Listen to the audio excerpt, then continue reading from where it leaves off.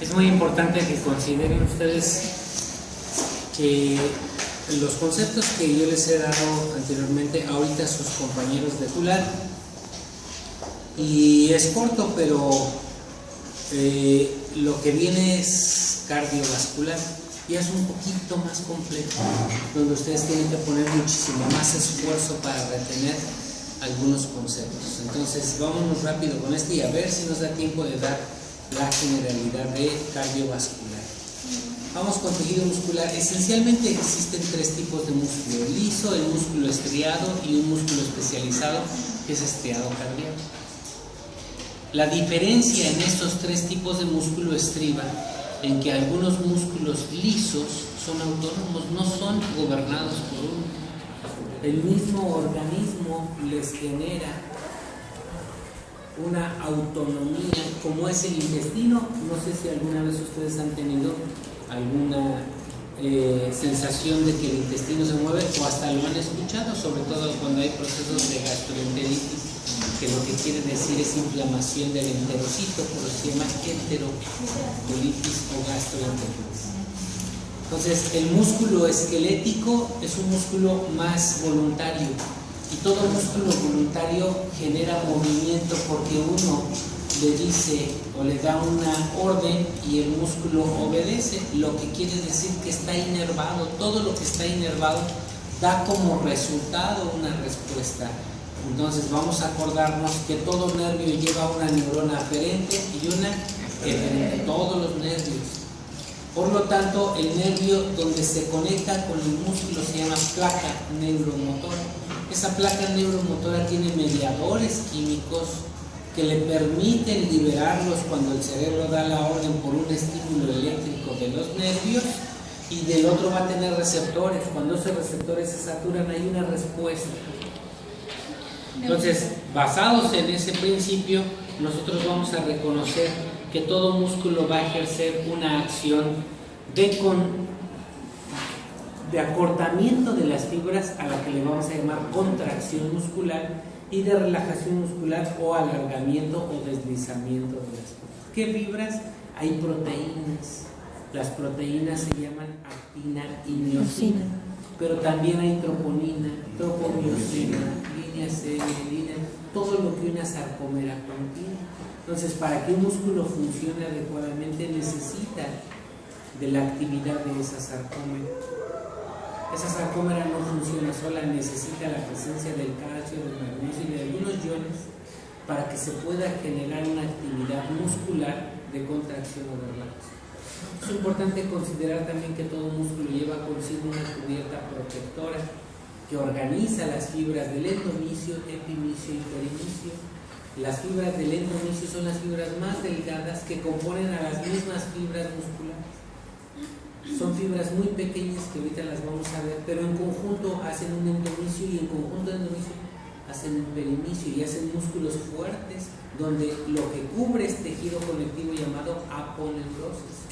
Las aponeurosis, hay una aponeurosis tan rígida y a veces son más grandes que los músculos, como el tensor de la fascia lata, que es un músculo lateral del muslo. Acuérdense que es muslo, pierna y pie, brazo, antebrazo y mano. La cara lateral del muslo, hay un músculo que se llama músculo tensor de la fascia lata y tiene más aponeurosis que fibras musculares. Pero hay músculos largos, como el músculo del sartorio de costurero, que les permite doblar la pierna. Cuando ustedes hacen un doblez de pierna, se llama sartorio costurero por la posición, es un músculo muy largo. Esos músculos tienen la facultad de contraerse y relajarse según las necesidades. Pero el músculo estriado especializado es el del corazón, y ese está gobernado por un estímulo eléctrico que nace del nodo sinusal, con el propósito de dar una actividad a las membranas celulares para que hagan intercambio de cargas. Hay cargas positivas afuera y negativas adentro en una célula cardíaca, y es músculo estriado especializado porque necesita de ese estímulo más la presencia de ATP para generar un intercambio de iones, y cuando se suscita que las cargas se invierten, se contraen las células, y eso está gobernado por factores hormonales, por iones, por actividad eléctrica y por... Sí, hay un potencial de acción que se activa cuando hay presencia de energía. Y ya hablaremos de eso en el siguiente tema. El asunto está en que las células cardíacas que componen al músculo cardíaco, como necesitan energía para invertir esas cargas, el organelo membranoso celular más abundante pues serán las mitocondrias. Y las mitocondrias se activan, o más bien trabajan en función de la cantidad de oxígeno que nosotros les otorgamos, junto con la glucosa para producir energía. Por lo tanto, si una célula cardíaca se queda sin oxígeno, sufre y se puede morir, y a eso le vamos a llamar. Entonces vamos a ver qué características tienen cada uno de estos músculos para poder tomar, pues ahora sí que conceptos básicos, pero que nos sirvan para algo. Entonces son 3 tipos diferentes de tejido, de músculos: liso, estriado y estriado cardíaco. Sus fibras regularmente son alargadas para el deslizamiento, su eje es longitudinal y en dirección regularmente al movimiento, lo que quiere decir que existen músculos flexores y músculos extensores. Todos los músculos están unidos hacia el hueso por un tendón. Cuando se inflama ese tendón se llamará tendinitis, y cuando se inflaman los ligamentos por alguna subluxación se llama ligamentitis o esguince, ya lo habíamos platicado. Vean aquí la característica de las células, cómo son diferentes en el músculo esquelético, en el músculo cardíaco y en el músculo liso.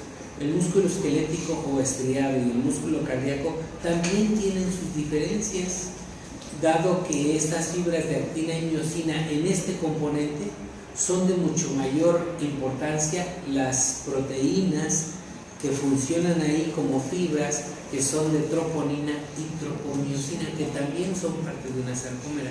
Pero es por eso que cuando una célula cardíaca se muere, libera troponina y tropomiosina, que son marcadores cardíacos cuando yo quiero detectar si un paciente es infartado o no. ¿Sí está claro? Entonces, el músculo liso, ¿qué características histológicas tiene? Son células en uso, o en uso quiere decir agrupadas de tal manera que les dé resistencia. Tienen un núcleo central, las células, es una actividad involuntaria o autónoma que le decimos, y casi todos los órganos y los vasos lo tienen. Las trompas de Falopio tienen. ¿Se acuerdan que les dije que tenía cartílago especializado? De los 3 cartílagos tiene uno, las trompas de Falopio. Pues también tiene músculo liso, igual que el intestino, igual. Los vasos sanguíneos en su túnica media tienen músculo liso. Entonces es abundante y está por todos lados, y el tamaño es variable. Llega a medir de 10 a 50 micrómetros, por ejemplo, en un útero grávido.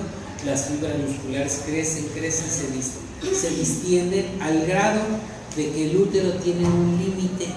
El límite del tamaño del útero está dado por las fibras musculares y por la cantidad de progestina que esté en concentración sanguínea. Cuando baja la progestina en forma muy precipitada, la contracción muscular llega a activarse porque se va a descambiar la vesícula, o cuando no están arreglando el endometrio. Entonces, en las arteriolas, si nosotros hiciéramos una cadena de todos los vasos sanguíneos que tenemos, los uniéramos todos, hiciéramos anastomosis de todos los vasos, le daríamos 3 vueltas a la tierra con cada uno de nuestros cuerpos. O sea, ¿cuánto músculo liso no hay? Muchísimo. Aunque recuerden que las túnicas en las arterias grandes se van perdiendo en las arterias pequeñas, eso también hay que recordar. Las células son aisladas en capas y se unen entre sí, ya lo dije, por tejido conectivo o conjuntivo. Contienen filamentos de actina, que son muy delgados, de miosina, que son más gruesos, y filamentos intermedios. La concentración de iones de calcio es lo que yo les decía, que inicia la contracción del músculo. Si hay algo que le permita al calcio entrar en forma indiscriminada al músculo, la contracción se sostendría. ¿En qué enfermedad podemos pensar que va a haber una contracción muscular sostenida y que puede matar al paciente? En el tétanos. El tétanos genera una contracción muscular que comienza por los músculos de la cara y los hace tan rígidos que parece que el paciente se está riendo. A eso le llaman risa sardónica, y es porque el virus del tétanos permite una entrada constante del calcio permanente y los músculos se contraen tanto que la risa se ve como si fuera voluntaria, pero no es voluntaria, se llama risa sardónica. Bueno, el músculo se puede contraer tanto de la espalda, que puede contornear la cabeza en el piso y los talones en el piso hacia atrás, como un arco. Se llama epistótonos. Y ya cuando los músculos respiratorios, que es el diafragma, los músculos intercostales y todos los músculos que intervienen en la respiración, se contraen en forma sostenida, pues se mueren de asfixia. Entonces, el músculo estriado y el músculo liso, los dos funcionan con base a la entrada o no del calcio, y en este caso estamos hablando del músculo liso. Y los otros ejemplos fueron del músculo estriado. Dice, se pueden acortar hasta un 80%, se alargan, y en relajación se acortan y se pueden estirar hasta un 80%. Todos están inervados. Pueden ser multiunitarios como en el iris, que son muchos musculitos organizados para dar una contracción y relajación, para que la pupila haga miosis, que es cuando se cierra, y midriasis, que es cuando se abre. Y ahí está funcionando el sistema nervioso simpático y parasimpático. Simpático hay midriasis, parasimpático hay miosis. Y los unitarios, como es el intestino, donde se van en grupo. Vean nada más la contracción y la relajación. El 80% de su tamaño puede adquirirse en una contracción o puede estirarse en una relajación. Ahí se ve un músculo liso de lejos y un músculo liso más de cerca, con el propósito de que son células unitarias con núcleos céntricos y bien organizadas. Los músculos estriados esqueléticos, que son todos los músculos que ustedes tocan, esos músculos pueden ser ejercitados y pueden crecer sus células. A eso le llamamos hipertrofia muscular. No es lo mismo hiperplasia que hipertrofia, ya lo habíamos visto, es que las células crecen por la actividad que les estoy dando. Son fibras estriadas voluntarias, pueden medir hasta 1 milímetro o hasta 30 centímetros, como el sartorio que les decía yo, como los músculos vasos, como los gastronemios, que son los que están atrás de la pierna. Su diámetro puede ser de 10 micrómetros hasta 100 micrómetros, y se puede producir hipertrofia, que es por el ejercicio, o puede producirse atrofia cuando les ponen un yeso y quedan con inmovilidad. El no ejercitarlos se van atrofiando. Pero también se puede atrofiar si yo me corto un nervio y hago una denervación del músculo. El músculo ya no tiene capacidad de contracción porque no hay quien le avise, se queda relajado, y ese relajamiento puede ocasionar atrofia, que es una práctica que ustedes van a hacer cuando vayan en fisiopatología. Aquí está otra vez esta actividad. Fíjense, en esta son músculos esqueléticos los que se están simulando. Cada fibra o cada célula se recubre por tejido conjuntivo, como ya lo habíamos dicho. Y cada fibra tiene un endomicio, un perimicio y un epimicio. El endomicio son fibras musculares, el perimicio es un haz muscular llamado fascículo, y el epimicio es todo el grupo muscular. ¿Okay? Estas fibras musculares están hechas por miofibrillas, es decir, son tubos tras tubos. Si yo veo esto, entonces aquí está el endomicio, epimicio y perimicio. Vean la fibra más delgada, un grupo muscular hace otra fibra y este hace otro grupo muscular. Por eso hay endomicio, perimicio y epimicio. ¿Ok? Entonces vamos a recordarlo. Endomicio, la fibra muscular más delgada, que sería esta. Después viene el perimicio, que es un haz muscular, que es todo esto, es un haz muscular. Y después viene un grupo muscular llamado epimicio, que es el de afuera, y esas fibras son las que van a conformar al músculo, rodeados por una aponeursis. Y aquí está la sarcómera, que están ¿en dónde? En el endomicio. Así es. Y esa sarcómera va a tener una línea Z que le van a limitar, unas líneas M, unas bandas H, van a tener actina y miosina, tropomiosina y troponina, y todo eso nos va a dar o nos va a generar la capacidad de contracción o de relajación. Aquí están las líneas Z hasta acá, aquí están las bandas A o las líneas H, las bandas I, y todo esto son fibras de actina y miosina junto con troponina y tropomiosina.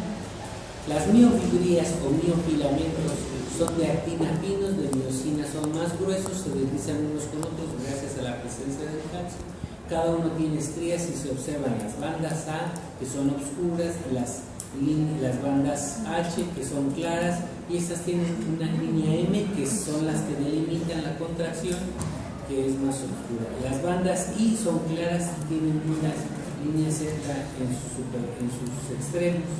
Esta es una fibra donde tiene actina, tiene troponina y tropomiosina. Aquí ustedes van a ver el complejo de troponina, 1, 2, 3, complejos 3 proteínas o 3 sustancias que componen a la troponina y la tropomiosina. Cuando alguien se infarta, esta troponina es la primera que se libera y estas andan circulando, y estas troponinas son las detectadas en sangre y son las que nos dicen si el paciente ha tenido una destrucción celular. Tienen fibras de actina y tienen fibras de miosina. Ahí está entonces la sarcómera con sus líneas Z que están delimitando una sarcómera, que es la unidad funcional del músculo liso o estriado. Estas líneas M son agrupaciones proteicas que delimitan qué tanto se estira la actina y la miosina de un lado hacia otro, y qué tanto los refuerzan la troponina y la tropomiosina. Entonces todas estas fibras van a actuar para la contracción y relajación muscular. Es un complejo que se llama sarcómera y que permite funcionar si está presente el calcio y también interviene el magnesio. Entonces ustedes pueden ver en un estudio de electromiografía para estimular una sarcómera y estimular las fibras de actina y miosina, tienen que respetar este complejo en cada uno de los músculos. Ahí está además grande la sarcómera con todas sus proteínas. Aquí está la miosina y aquí está la troponina. Este es un punto de unión muy importante en la sarcómera. Sin eso no puede funcionar. El retículo sarcoplásmico tiene sarcotúbulos, 2 sarcotúbulos más un túbulo da una triada, y esa área de paso es un área de paso donde hay una onda despolarizante para acortamiento, excitación o contracción. ¿De quién estamos hablando? Esto sucede más en el músculo cardíaco.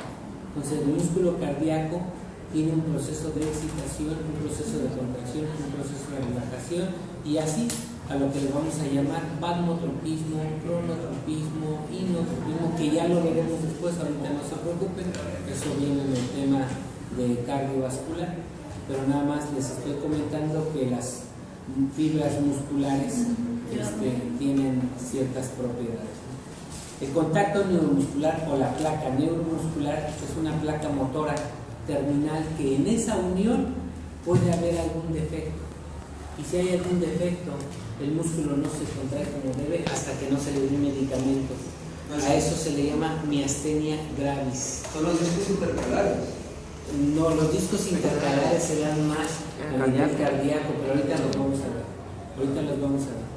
Estas placas motoras, les decía yo que si tienen algún defecto, se genera una relajación muscular importante, la gente no puede respirar, se cansa mucho, tiene que tomar un medicamento que se llama piridoxina para contrarrestar la miastenia gravis. Hay una unión entre la neurona motora y el músculo esquelético llamada placa neuromotora, que si no hubiese acetilcolina como neuromediador, entonces no habría la saturación de receptores y por lo tanto tampoco habría una contracción muscular. Y aquí viene la placa neuromotora con sus receptores, sus sustancias de liberación, que es la acetilcolina, con el propósito de darle al músculo contracción. Los tipos de fibras musculares hay rojas y blancas. Las rojas son delgadas y con mucha mioglobina, y las blancas son gruesas con poca mioglobina. Es muy importante.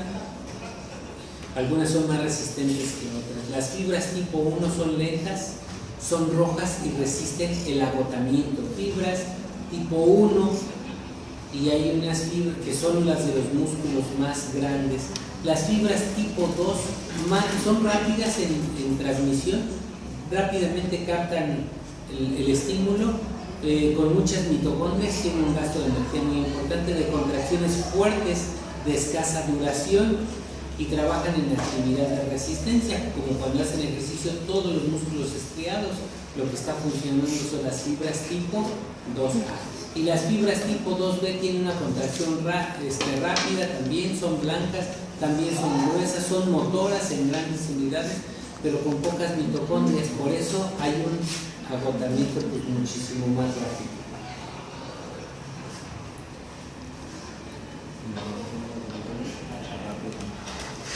En las 12 está leyendo que hay una actividad enzimática anaerobia muy importante, que es lo que le da la energía, ¿no? Sí, anaeróbica no, las mitocondrias funcionan con oxígeno y el oxígeno le está dando una actividad aeróbica. Siempre que haya mitocondrias, si tú no le das oxígeno, el decir anaeróbica, entonces sí, porque la estás privando y te va a dar pocos ATPs y una resistencia muy pobre a ese músculo. Entonces siempre la actividad muscular debe de actuar en función o en presencia de glucosa y de oxígeno. Déjenme decirles algo, dicho sea de paso. El músculo es uno de los órganos que más reserva de glucosa hace, es decir, ¿cómo se llama al acúmulo de glucosa y el cerebro en reposo? Glucógeno, es decir, gluconeogénesis, la formación de glucógeno para ser reservado. El hígado y el músculo es lo que más tienen, al igual que los adipocitos. Por eso cuando una persona cae en hipoglicemia, la actividad inmediata de la adrenalina y de glucagón van a buscar a ese glucógeno en el músculo para generar nueva glucosa a partir de ese reposo. Entonces, ¿cómo se llama la degradación del glucógeno? Glucógeno para formar nueva glucosa que se llama ¿cómo? Gluconeogénesis. Y eso, mantener los niveles de glucosa en sangre adecuados.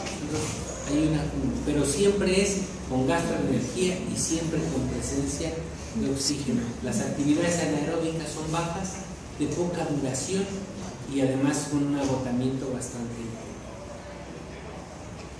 Las células satélites son mioblastos, que son células precursoras persistentes y son para regeneración cuando hay un desgarro muscular, estos los reparan, y también para la hipertrofia, le ayudan al músculo cuando son exigidos.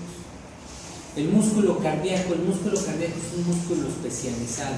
Ese músculo especializado tiene propiedades, ya les dije, cronotropismo, inotropismo, varmotropismo.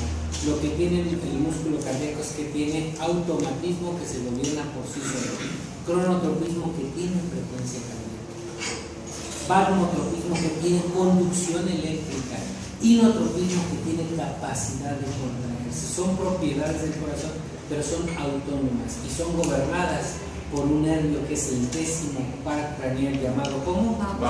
Neumogástrico o vago, y tiene un mediador químico que se llama ¿cómo? Acetilcolina. ¿Y dónde se inerva a nivel de corazón? En la cara posterior de la aurícula derecha, donde está el nodo central, donde desemboca también la vena cava común. Ahí todo pasa. El músculo cardíaco tiene un sincipio eléctrico, lo que quiere decir que el nodo sinusal tiene una descarga autónoma por la despolarización de las membranas. Gracias a quién se despolarizan las membranas, a la presencia de quién, de glucosa. ¿No habíamos dicho que necesita ATP? Gracias a la presencia de los ATPs o de energía. ¿Qué les dije yo cuando un paciente está en paro cardíaco? Yo le doy masajes, ¿para qué? Para producir ATPs y que el ATP se active el intercambio de iones y entonces se despolaricen las membranas cardíacas. Entonces tiene unidades por discos intercalares, que aquí es lo que decía tu compañero. Esos discos intercalares son propios por la organización del músculo cardíaco. Tienen un núcleo central, son células apantalonadas, donde esa formación apantalonada le da la propiedad de contraerse por partes. Por eso hay una contracción auricular que le llamamos sístole auricular, y en el electro se va a ver a formar una onda P. Pero también hay una contracción ventricular que se llama sístole ventricular, que va a formar un complejo QRS. Y hay una relajación ventricular donde se va a formar una onda T en el electrocardiograma. Lo que quiere decir que esa organización de discos intercalares y tener células apantalonadas le dan la propiedad de irse contrayendo y relajando en una forma sincrónica para garantizar que garantiza el músculo cardíaco cuando se contrae con fuerza y 80 veces por minuto. ¿Qué garantiza? El gasto. El gasto cardíaco. Ahorita vamos a ver eso, si me da tiempo. Entonces, el músculo tiene ramificaciones y las ramificaciones están atestadas de mitocondrias. Ahorita lo vamos a ver. Tienen un sarcoplasma muy abundante, es un músculo estriado, especializado, poco notable, y los discos intercalares están hechos aquí. Estos son los discos intercalares que le permiten despolarizarse de aquí hacia allá.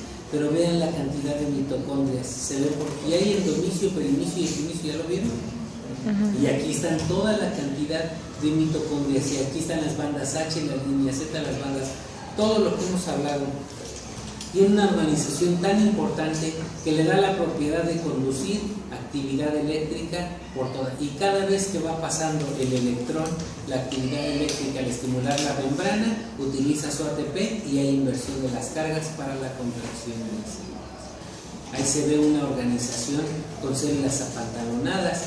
Este es más lejos, este es más cerca, tienen núcleos, pero están formadas de tal característica que al contraerse esto, si se contrae el músculo tanto, no genera hipoxia. Las arterias coronarias siguen perfundiendo todas las células, porque con un espacio de ellas que no se perfunda, entonces ya estamos hablando que tiene isquemia o lesión o infarto. Este es con un microscopio electrónico fluorescente, y vean las bandas Z cómo limitan cada una de las sarcómeras, y todas bien organizadas las fibras cardíacas para poder llevar una contracción en orden. Ahí están las líneas Z, las bandas H, todas las sarcómeras con su epinicio y menisco, pero aquí lo más importante es que todas tienen vasos sanguíneos, todas tienen vasos sanguíneos. Entonces, hasta ahí, para no meternos más en problemas con lo del músculo cardíaco, porque ahorita lo vamos a ver. ¿Alguna pregunta? ¿Qué delimitaban las líneas de las H? O sea, todas las bandas que ustedes vieron ahí y las líneas Z, esas determinan qué tanto se estira y qué tanto se encoge. Porque si esas bandas son forzadas, se desgarra el músculo. Entonces la H también hace lo mismo. Sí, todas hacen, son de limitación. Y la F también. También, todas, nada más que están en diferente posición. Porque ¿qué pasaría si yo corro ahorita y el músculo se desgarra? ¿Qué pasó con esas bandas? ¿Lo resistieron o no? Se desnaturalizaron las proteínas por mi esfuerzo, no debía haber hecho eso. Entonces muchas personas que aún siendo deportista, por muy desarrollado que tenga el músculo, esas bandas y esas líneas siguen delimitando la capacidad de extensión y de contracción, la siguen delimitando. Bien, ¿alguna duda? ¿Preguntas? Eso es cuando ocurre la acromegalia, con las filas de más corazón. ¿Cuándo qué? Con las filas de más corazón. O sea, en el corazón es muy difícil que se estiren de más o menos, porque es un órgano autónomo, ellos solitos lo hacen. Pero en el estriado tú mandas, tú sabes qué tanto vas a esforzarte. Vamos a suponer que tú tienes resistencia y tú sabes que vas a correr la playa 3 vueltas, son 9 kilómetros, toda la playa y en la arena. A lo mejor físicamente lo aguantas, pero ¿qué va a pasar con el músculo? Se va a tetanizar. ¿Por qué? Porque tú le estás exigiendo tanta entrada de calcio, y quién ya no va a permitir que se vuelva a relajar las líneas Z, todo eso lo va a mantener, porque tú al ir corriendo fuiste metiendo calcio, pero va a llegar el momento en que se esté saturado y se te contrae el músculo, y ya no puedo porque tengo una contracción muscular. Uno está dormido. ¿Mande? ¿Es Es un calambre, pero con una contracción muscular que genera dolor, porque el músculo está inervado o no. Desde luego, y si está contraído, sostenido, va a despertar dolor. La neurona aferente le avisa al cerebro que hay una contracción y que debe relajarse, pero no se relaja y el cerebro manda una información de dolor. Entonces, ¿por qué se estira? ¿Para que se abra más la? ¿Por qué se estira? ¿Por qué se calambre? ¿Por O qué sea, se estira? las bandas se estiran, relajan, las bandas se contraen y se contraen. Es al revés. Ahora, el músculo cardíaco no puede ver eso, no puede ver una tentanización del músculo cardíaco porque yo no lo estoy viendo. Si llega una persona con una taquicardia, un niño de 6 años con fiebre y tiene una taquicardia, yo no voy a pensar que el músculo se va a parar por la taquicardia, por fiebre, porque tiene 140 o 150. Quita la fiebre y quita la taquicardia. Pero si llega una persona enferma con taquicardia, que no tenga fiebre, 150, 160, si no hago algo, ese músculo se va a tetanizar, se va a morir, va a caer en paro, va a haber infarto. Entonces es muy importante contrarrestar las taquicardias, pero ya vieron, es algo diferente si él llega con una taquicardia de 160, no tiene fiebre, nada más llegó una taquicardia, es una taquiarritmia, su conducción está alterada, está hiperexcitada y el nervio vago no está haciendo su trabajo. Yo tengo que hacer una cardioversión. Pero ella tiene 6 años y llegó con temperatura de 40, pues claro que el corazón por la temperatura, con el propósito de dar más gasto cardíaco, que estamos hablando de eso, va a generar más latidos para redistribuir la temperatura. La sangre regula nuestra temperatura. Es muy importante. Entonces los dos tienen taquicardia, pero son fenómenos distintos, a lo cual yo tengo que hacer una acción distinta. ¿Y qué se daría para una taquicardia del que no trae fiebre? Ahí va. Vamos a, ahorita que comencemos a hablar de cardio, pero fíjense, el hablar de cardio, a mí me parece que lleva consigo un esfuerzo mayor de ustedes que el mío. Yo necesito que me entiendan lo que yo les voy a platicar ahorita de cardio, porque si no yo sentiría que más que a mí me gusta mucho, pero a ustedes puede generarle un poquito más de complejidad si no nos entendemos bien. Entonces vamos a comenzar. Necesito que estén bien atentos, que abran todos sus sentidos con el propósito de que se genere un conocimiento, que no perdamos una hora en lo que vamos a estar aquí con estas cosas. No se me duerman nada más, hagan un esfuerzo.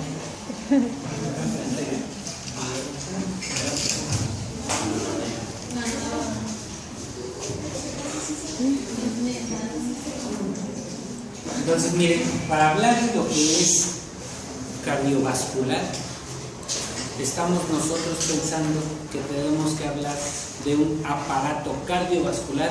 ¿Por qué aparato? Porque está el corazón y vasos sanguíneos. Si yo solo hablar de vasos sanguíneos sería sistema vascular. Pero como hablo de aparato, necesito hablar de los dos. Los vasos sanguíneos y el corazón tienen consigo una función primordial de garantizar un gasto cardíaco para darle a todas las células los alimentos y el oxígeno que necesitan, pero a nivel de la microcirculación. Y también recoger todos los desechos para poder oxigenar la sangre a nivel de los pulmones y entonces volver a generar la posibilidad que esos eritrocitos lleven otra vez oxígeno. Es decir, es un ciclo. Entonces alguien dijo, ¿sabes qué? Hay que dividir al corazón en dos. Un corazón derecho que lleve sangre no oxigenada o sangre venosa y un corazón izquierdo que lleve sangre de tipo arterial u oxigenada. Cuando pensaron eso, dijeron, vamos a dividir una circulación mayor y una circulación menor. Y la circulación menor se va a dar desde la aurícula derecha, donde llega sangre no oxigenada o con CO2 y con muchos desechos. Va a pasar por la válvula tricúspide, que tiene 3 valvas, y esas valvas tienen una cara auricular y una cara ventricular. y esas valvas tienen la característica de que cuando pase la sangre y se contraiga el ventrículo y se cierren, hagan una vibración y sea esto útil para que no se genere turbulencia y no se genere tampoco la formación de coagulitos. Entonces puede ser que las valvas hagan esto y vibren, entonces aquí ponle unas células antivibratorias para que no hagas turbulencias. Hasta en eso pensó quien nos haya hecho, Dios, la naturaleza, no sé quién carajo nos hizo, pero pensó en esa situación. El asunto está en que cuando hay una contracción ventricular y la sangre regresa y choca, ese choque debe generar una contracción unitaria, pareja, en todos los puntos del ventrículo para poder mandar la sangre en un solo sentido. ¿Hacia dónde? Hacia la válvula semilunar o pulmonar, para que esa sangre no oxigenada del ventrículo derecho salga en una forma organizada, sin turbulencias, hacia la arteria pulmonar, única arteria de nuestro organismo que lleva sangre no oxigenada o sangre venosa. Sí. Esa contracción uniforme para evitar turbulencias se llama ley de Frank-Starling. Cuando la sangre sale por la arteria pulmonar, llega hacia los pulmones, a lugares en la microcirculación que estén unidos o en contacto con los alvéolos, no con los bronquios. Los bronquios van desde aquí, laringe, tráquea, bronquios, se dividen en 16 generaciones, pero los bronquios no son respiratorios, son de conducción nada más. Cuando los bronquiolos, que son los más delgados, ya tienen pegados ahí alvéolos, a eso sí se les llama bronquiolos respiratorios, porque ahí va a haber un intercambio de gases. ¿Qué gas está cambiando el alvéolo con el bronquiolo? Y oxígeno.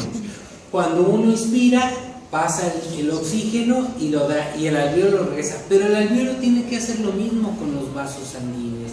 Por lo tanto, esa arteria pulmonar, de arteria grande, se va a convertir en arteriola. Esas arterias grandes tienen tres capas: una capa externa que se llama adventicia, una capa media que se llama túnica muscular o media, y una capa interna que se llama túnica íntima o endotelio. Esas tres capas, al paso de que las arterias que son grandes se van haciendo más pequeñitas, se van perdiendo. Se pierde la adventicia, se puede perder la túnica media, pero el endotelio persiste siempre, porque el endotelio, a nivel de la microcirculación, ya puede haber un intercambio gaseoso entre el vaso sanguíneo y el alvéolo. ¿El alvéolo con quién? Con el bronquio. Entonces hay alvéolos en los bronquios pegados, sí, y esos bronquiolos sí son bronquiolos respiratorios. Ya después, al final del pulmón, al final de los bronquiolos, va a haber asinos alveolares, donde todos los vasos sanguíneos, ahí se lleva a cabo la hematosis o el intercambio gaseoso, que así se llama intercambio gaseoso. Todas esas arterias se convierten en arteriolas, y cuando ya están en la microcirculación se convierten en metaarteriolas. Y las metaarteriolas es cuando cambian de ser arterias a venas. Entonces las arteriolas, metaarteriolas y vénulas. Y las vénulas son las que van a estar recogiendo el CO2 de la célula para llevarlo a una red venosa importante. Sin embargo, en el pulmón es al revés, ahí están recogiendo el oxígeno. ¿Por qué? Porque la arteria pulmonar que llevaba CO2, y aquí los alvéolos le están depositando ahora a las venas el oxígeno. Por eso las venas pulmonares son las únicas venas de nuestro organismo que llevan sangre de tipo arterial u oxigenada. Esas venas pulmonares van a desembocar en la aurícula izquierda. Esa aurícula izquierda, ya estamos hablando del corazón izquierdo. Es decir, la circulación menor ahí terminó. Comenzó en la aurícula derecha y terminó en la vena pulmonar oxigenada, desembocando a la aurícula izquierda. Ahí comienza la circulación mayor, donde la sangre oxigenada va a pasar de las aurículas hacia los ventrículos, atravesando una válvula mitral o bicúspide, porque nada más tienen dos válvulas. Consideren que todas las valvas en sus ápices, es decir, en sus puntas, son vasculares. ¿Qué quiere decir? Que no tienen, como el cartílago, recuerdan, ni nervios ni vasos sanguíneos. Por eso las válvulas sí se pueden trasplantar, se pueden reponer hasta con unas de plástico que han hecho ahora. No tienen vasos, no hay ni rechazo. Entonces, cuando la sangre llega al ventrículo izquierdo, se necesita una sístole para que esa sístole, al contraerse, salga una cantidad de sangre por la válvula aórtica o semilunar, que también fue semilunar, la pulmonar, ahora es la aórtica. Al salir una cantidad de sangre por la válvula aórtica, cada 80 latidos se va a garantizar un gasto cardíaco. ¿Cuánto es mi gasto cardíaco? 6 litros. ¿Qué quiere decir? Que en 80 veces que se contrae el corazón va a circular 6 litros de sangre. Entonces, ¿de qué depende el gasto cardíaco? De la fuerza de contracción y de la frecuencia cardíaca. Entonces, de hoy en adelante vamos a utilizar esa fórmula. Gasto cardíaco es igual a fuerza de contracción más frecuencia cardíaca. ¿Cómo le llamamos a la fuerza de contracción? Inotropismo. ¿Cómo le llamamos a la frecuencia cardíaca? Cronotropismo. Entonces, de hoy en adelante el gasto cardíaco va a ser inotropismo más cronotropismo. Ya salió la sangre. A ver que cuando entra de la aurícula derecha, que le entra la sangre venosa al ventrículo derecho, de ahí se va a mandar a las arterias pulmonares, se va a producir. Ese que se manda sangre, ese es la diástole. No. O sea, el corazón en los ventrículos, cuando se relajan para recibir la cantidad de sangre que le está mandando la aurícula, esa relajación se llama sístole, y es tanto en el derecho como en el izquierdo. Cuando se contrae para sacar la sangre hacia todo el torrente, ese se llama sístole. ¿Okay? Bien, entonces la sangre sale del ventrículo izquierdo, ya pasó por la válvula semilunar o aórtica, esa sangre es arterial. Entonces comienza la arteria más grande de nuestro cuerpo, que es la arteria aorta, con un callado aórtico. Ahí vamos a tener vasoreceptores. Los vasoreceptores están ubicados en las grandes arterias y en la bifurcación de los grandes vasos, incluyendo el callado de la aorta. ¿Dónde hay una bifurcación ahí? En la primera. ¿Cuáles son las primeras arterias que salen de la arteria aorta? Las coronarias. Y la segunda, un tronco brachiocefálico para que alcance el lado derecho, como lo habíamos comentado, con carótida primitiva, y la carótida primitiva en carótida interna, en carótida externa, y en la subclavia del lado derecho. Para eso he visto un tronco brachiocefálico. Y ya después viene del lado que sigue, en callado de la aorta, la arteria que sigue, primero las piernas se dividen en interna y externa, y después una subclavia, y después así todas las demás. El asunto está en que si yo tengo varios receptores en el callado de la aorta y en la bifurcación de los grandes vasos, nos van a servir para determinar la variación de la presión arterial. ¿Ok? La presión arterial o la tensión arterial va a depender de dos cosas: del gasto cardíaco más la resistencia vascular. ¿Estamos de acuerdo? La tensión arterial depende del gasto cardíaco, que son 6 litros por minuto cada sístole, más la resistencia vascular.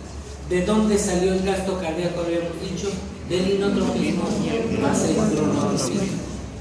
¿De dónde sale la resistencia vascular? Los vasos sanguíneos tienen receptores AT1 y AT2. Cuando yo estimulo a los receptores AT1, se produce una vasoconstricción.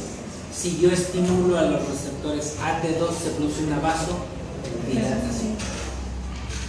¿Cómo le hago para yo saturar a los receptores AT1? Estimularlos y hay una vasoconstricción. Yo necesito generar angiotensina 2, principal vasoconstrictor de su organismo. ¿Cómo se forma esa? El hígado libera angiotensinógeno. Cuando se libera el angiotensinógeno por el hígado, aumenta su concentración en sangre. En ese momento hay una liberación de renina a nivel del riñón. El riñón libera la renina y se une al angiotensinógeno para que ese angiotensinógeno se forme angiotensina 1. Esa angiotensina 1, mientras más se eleve en sangre, va a estimular a las células endoteliales del pulmón para producir enzima convertidora de la angiotensina. Al elevarse la enzima convertidora de la angiotensina, cambia la angiotensina. La enzima convertidora de la angiotensina cambia la angiotensina 1 por angiotensina 2. Y esa angiotensina 2 va a ir a saturar a los receptores AT1 de los vasos sanguíneos para producir vasoconstricción. ¿Quedó claro? Sí. Yo les dije. Sí. El vaso sanguíneo no nada más va a estar contraído, también va a estar relajado. ¿Quién provoca la vasodilatación? El endotelio. El endotelio es capaz de formar óxido nítrico. Y el óxido nítrico es el principal vasodilatador de nuestro organismo. Doctor, ¿existen otros vasoconstrictores a diferencia de la angiotensina 2? Claro, puede ser la elastina, provoca vasodilatación, y existen otros vasodilatación, la elastina, y vasoconstrictores puede ser la endotelina. Existe endotelina 1, 2 y 3. La endotelina 1 es el principal vasoconstrictor después de la angiotensina 2. Entonces, ¿puede existir algún problema si hay demasiada vasoconstricción?